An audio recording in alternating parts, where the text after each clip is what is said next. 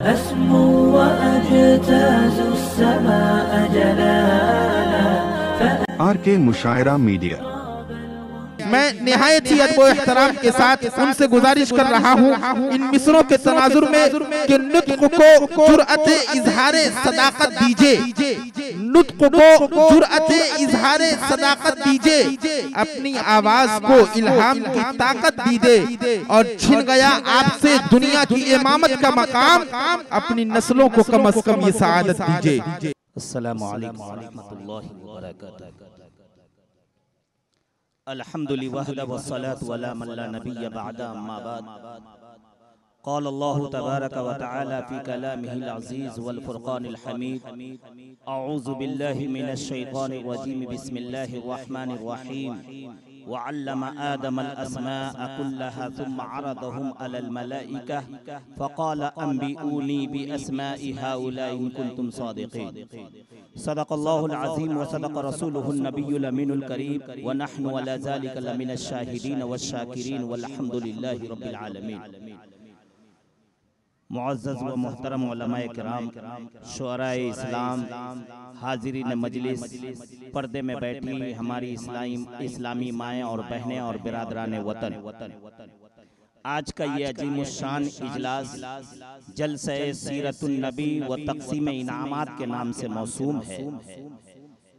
आपने बाद नमाज मगरिबी से अपने इलाके के नन्हे नन्हे फूलों की ज़बानी बेहतरीन बातें आपने समाज की, बेहतरीन अंदाज में उन्होंने कुरान की तिलावत की, नातिया कलाम का गुलदस्ता पेश किया और आपने देखा कि हमारे शहरों में, हमारी गलियों में बहुत सारे मासूम बच्चे ऐसे हैं जिनके ज़बान गालियों से गंदे होते हैं, जिनके ज़बान पे न जाने क्या क्या कलिमात होते हैं।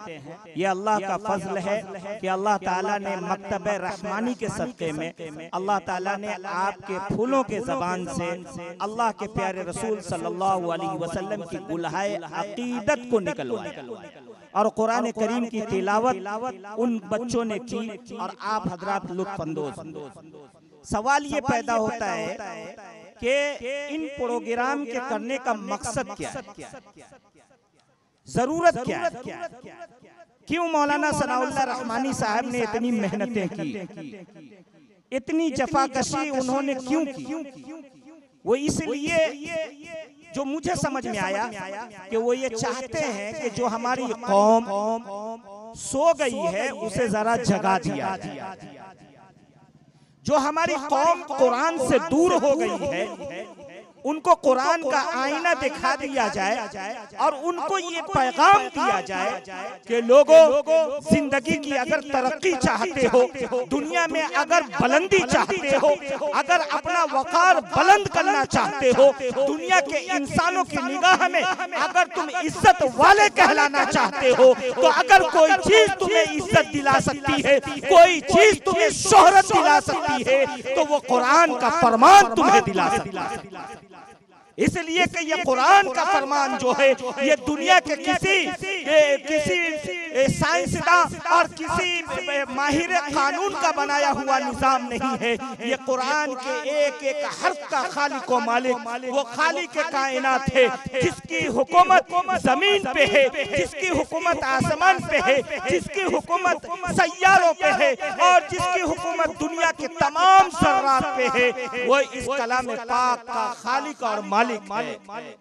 मेरे भाइयों, ये कुरान पाक इतना असर रखता है कि एक वाकया मैं बयान करता हूँ। एक सहाबी रसूल सल्लल्लाहु अलैहि वसल्लम है, कुरान जब ईमान लाए तो कुरान से उनका लगाव पैदा हो गया, कुरान पढ़ने वाले लोग हो गए, कुरान पे चलने वाले लोग हो गए। वो सहाबी रसूल को कुरान का इतना शौक था कि वो घोड़ों को अस्तबल में चारा मिला रहे हैं और कुरान की तिलावत कर रहे हैं। एक वाकया लिखा मदीना तैयबा का कि एक सहाबी रसूल अपने घोड़े के अस्तबल में 3 महीने के मासूम बच्चे को सामने रखे हुए चारपाई पे और कुरान की तिलावत कर रहे हैं। तिलावत करते करते अचानक देखा कि घोड़ा बिदका इतना तेज बिदका कि रस्सी टूटने के करीब थी। वो सहाबी घबरा गए कि अगर घोड़ा बिदक गया और बच्चे पे आकर के गिर गया तो बच्चे की जान चली जाएगी। उसने थोड़ी देर कुरान की तिलावत रोकी और घोड़े को जाकर के ठंडा किया, फिर बैठे, फिर कुरान की तिलावत शुरू की। रावी कहते उस सहाबी ने 3 मरतबा ये हरकत की, 3 मरतबा ये हरकत की और 3 मरतबा के बाद भी ये मामला होता रहा। उसने आखिर में कुरान की तिलावत बंद कर दी और आकाए मदनी कायनात के प्यारे नबी जनाब महबूब किबरिया मोहम्मद रसूलुल्लाह के बारगाह में पहुंचे। कहा या रसूलुल्लाह सल्लल्लाहु अलैहि वसल्लम, आज हमने एक अजीब मंजर देखा है, मेरी जिंदगी में कभी ऐसा वाकया पेश नहीं आया। कहा क्या देखा? कहा कुरान की तिलावत शुरू की तो मेरे साथ ऐसा ऐसा हादसा पेश आया। कहा और कुछ देखा? ऊपर देखा, नीचे देखा। कहा या रसूल अल्लाह उतना गौर तो नहीं किया, लेकिन कभी कभी ऐसा महसूस होता था कि आसमान से चमकदार किरणें उतर रही हैं। आका सल्लल्लाहु अलैहि वसल्लम ने फरमाया कि अगर तू कुरान की तिलावत करता रहता तो आज मदीने वाले को फरिश्ते की जियारत हो जाती, इसलिए कि जब तू कुरान पढ़ रहा था तो तेरा कुरान पढ़ने का अंदाज इतना आला था कि अल्लाह के फरिश्ते आसमान से उतर रहे। तो ये कुरान, इसकी निस्बत इंसान से बड़ी गहरी है। हमारे बीच हमारे शहर के बेहतरीन आलिम दीन और मझे हुए खतीब, अल्हम्दुलिल्लाह हम लोग उनसे दर्स लिया करते हैं खिताबत के मैदान में। वो शहसवार हमारे और आपके दरमियान है। हमने पहले ही कहा कि हजरत मैं जाकर के सिर्फ तमहीद कह रहा हूँ, बाकी पूरा शामियाना आप तैयार करेंगे, आप ही दुआ करेंगे। तो उनकी मौजूदगी है, आप हजरात को उनसे कीमती बातें समाप्त करनी है। लेकिन मैं आपसे गुजारिश करूंगा कि इस इंसान का और खुसूसन मुसलमान का कुरान से चोली दामन का साथ होता है।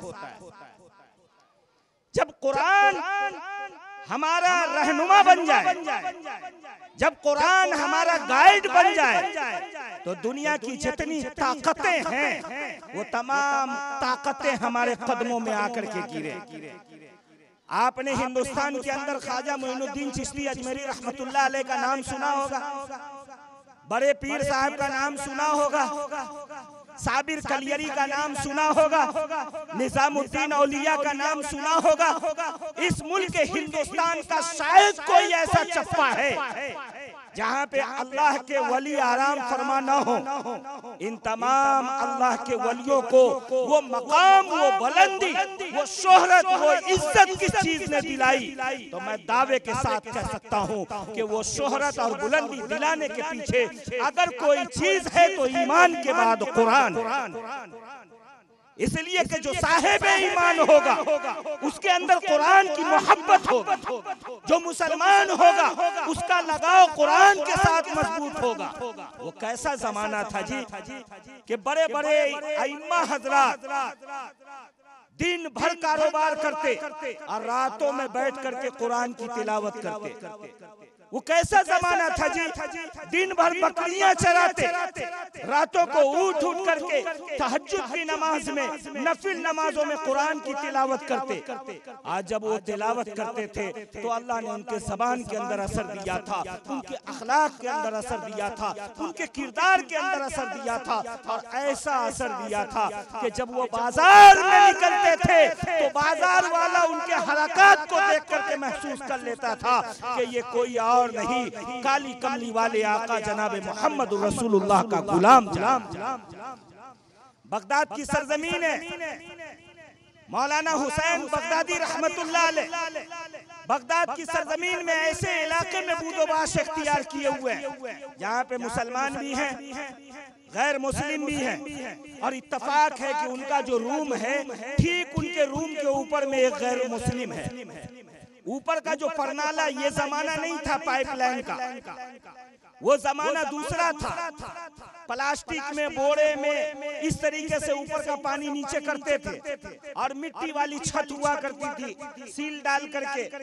तो ऊपर में जो गैर मुस्लिम था तो उसके दिल में एक अजीब सी कैफियत होती थी कि ये कैसे लोग हैं, दिनों रात नमाज पढ़ते हैं, ये कैसे लोग हैं, अल्लाहू अकबर कहा करते हैं, ये कैसे लोग हैं, दुनिया को कहते हैं एक ईश्वर को अपना खुदा मानो, एक अल्लाह को अपना सब कुछ मानो। अरे हम तो वो लोग हैं कि बारिश की जरूरत पड़ी किसी और को पुकार लिया, हवा की जरूरत पड़ी किसी और को पुकार लिया, खाने की जरूरत पड़ी किसी और को पुकार लिया, इल्म की दौलत मांगनी है किसी और को पुकार लिया। ये कैसे हो सकता है कि पूरी दुनिया एक भगवान के इशारे पे चले। इसी नफरत में उसका जो परनाला था वो फट गया और फटने के बाद गंदगी मौलाना के रूम में गिरने लगी। मौलाना ने कहा भाई मेरे इस गंदगी से तकलीफ पहुंचती है, जरा बनवा लो। मन में जो था ना, मन में चोर था, वो जानबूझ करके डिले करता रहा। एक दिन बोला मौलाना ने, 2 दिन बोला, उसके बाद मौलाना ने टोकना छोड़ दिया। इत्तफाक ऐसा हुआ कि मौलाना ज़ईफ थे, बुजुर्ग आदमी थे, बीमार पड़ गए। बीमार जब पड़े तो तमाम बस्ती के लोग देखने के लिए आए, इयादत के लिए आए। अब वो पड़ोसी ये सोच रहा है यार पूरी बस्ती आ रही है, अगर मैं नहीं जाऊंगा तो मेरे अंदर का चोर पकड़ा जाएगा। तो वो लाजे शर्मे वो भी गया देखने। जब अंदर गया है तो देखा कि परनाले से इतना मटेरियल गिरा हुआ है कि एक गमला भर करके दूसरा गमला भरने वाला है। अब उसने देखा कि इतनी बड़ी बस्ती के किड़ीम पीस माल सब आ रहे हैं, अगर किसी को पता चल गया कि ये मटेरियल मेरे घर का है तो इस गमले के साथ मेरी भी चटनी हो जाएगी। उसने मौलाना का पांव पकड़ा और कहा हजरत जब इतनी तकलीफ थी तो आप बतला दिए होते।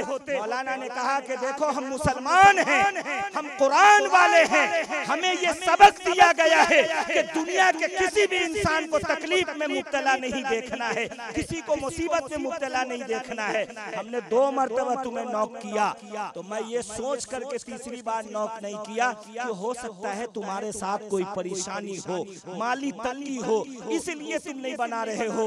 लेकिन अंदर का जो चोर था उसने अपने चोर को कहा अब तू निकल बाहर, अब सच्चाई आ गई है, अब मैं समझ चुका हूँ कि जिसने कलमा ला इलाहा इल्लल्लाह पढ़ लिया है उसने अपने दिल को, अपने आन को, अपनी बान को, अपने ज़मीर को किस तरीके से मार करके दुनिया में जिंदा रहता है। मेरे भाइयों आज हमारा मुल्क इस बात का मुतकाज़ी है कि हम सबसे पहले खुद कुरान वाले बने और जब हम कुरान वाले बनेंगे तो इंशाअल्लाह दुनिया भी कुरान पढ़ने पे मजबूर हो जाएगी, कुरान समझने पे मजबूर हो जाएगी। मैं मुबारकबाद पेश करूंगा अजीजम मौलाना मोहम्मद सनाउल्लाह रहमानी को और उनके रुफ़ाक़ाए कार को कि उन्होंने मासूम बच्चों की ज़हनी तरबियत की है। और याद रखें ये तरबियत इतनी बड़ी तरबियत है कि ऐसी आंधी चल रही है कि हमारे 17-18 साल के नौजवान इस्लाम में कंफ्यूजन महसूस कर रहे हैं, कुरान में शुकूक और शुबहात, वो इस्लाम के कानून में शक कर रहे हैं। अगर उनकी ज़हनी तरबियत बचपन में नहीं की गई तो कोई गारंटी नहीं है कि उसका मौत कलमा ला इलाहा इल्लल्लाह पे हो। लिहाजा मैं अपने इलाके के तमाम भाइयों से, बहनों से गुजारिश करूंगा कि जहां भी ऐसी कोई तालीमी निज़ाम चल रहा है आप उनका भरपूर सपोर्ट कीजिए, उनका ताउन कीजिए। ये उनका ताउन नहीं होगा बल्कि कुरान अल्लाह का कलाम है, अल्लाह के रसूल के जरिए से आया हुआ है। अगर आप कुरान का एहतराम करेंगे तो गोया कि आप अल्लाह के रसूल का एहतराम करेंगे, और जब अल्लाह के रसूल का एहतराम करेंगे तो गोया कि आप अल्लाह को राजी करेंगे। इसलिए हम आज ये अहद करें कि इंशाअल्लाह जब तक जिंदा रहेंगे कुरान के साथ, और जब आखिरी वक्त होगा तो इंशाअल्लाह रफीक सफर भी हमारा कुरान होगा इंशाअल्लाह। हाथ उठा करके बोलिए इंशाअल्लाह। इसलिए कि शायर मशरिक ने इलाज करके एक शेर में हमारे सामने शेर पेश किया कि वो मुअज़्ज़ज़ थे ज़माने में मुसलमान होकर, वो मुअज़्ज़ज़ थे, जमाने में मुसलमान होकर हम खार हुए तारीके कुरान होकर। हमने कुरान से अपना रिश्ता तोड़ दिया। अल्लाह ने दुनिया के तमाम समाज से हमारा नाता तोड़ दिया। आज तमाम समाज हमको एक घिनी निगाहों से देख रही है। लिहाजा मेरे भाइयों, हम अपने कुरान को, अल्लाह के प्यारे कलाम को अपनी जिंदगी में बसाएंगे और जहाँ भी ऐसे कोई काम होंगे हम इंशाअल्लाह बढ़ चढ़ करके उसका ताउन करेंगे। अल्लाह ताला हमें और आपको कहने सुनने से ज्यादा अमल की तौफीक अता फरमाए। आमीन व आखिर दावाना अनिल हम्दुलिल्लाहि रब्बिल आलमीन। अस्सलामु अलैकुम।